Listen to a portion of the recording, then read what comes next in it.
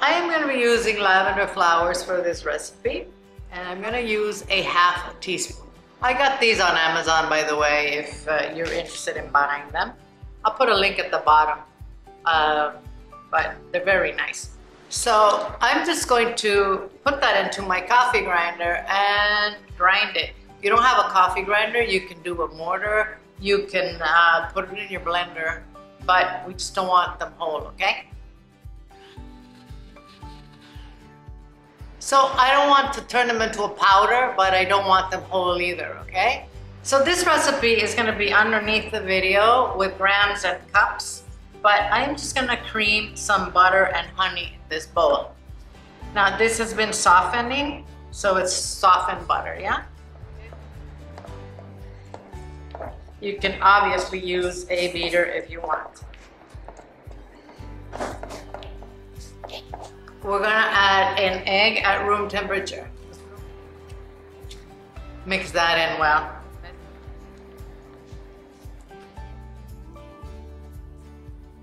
I am using whole wheat flour for this. You can use regular white flour, that's fine. But in here, I have also some baking powder and the lavender and a little bit of salt.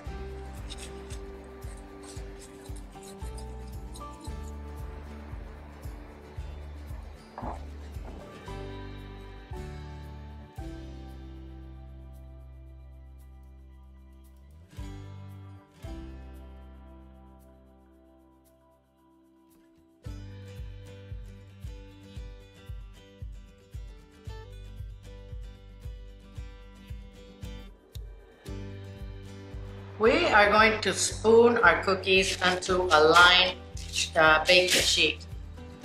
These cookies don't spread. They're actually pretty cakey. All right, they're gonna go into an oven at 350 degrees Fahrenheit, 176 centigrade, until the edges are nice and brown. So, I don't know, about 10 minutes, okay? I'm gonna give them a little squish.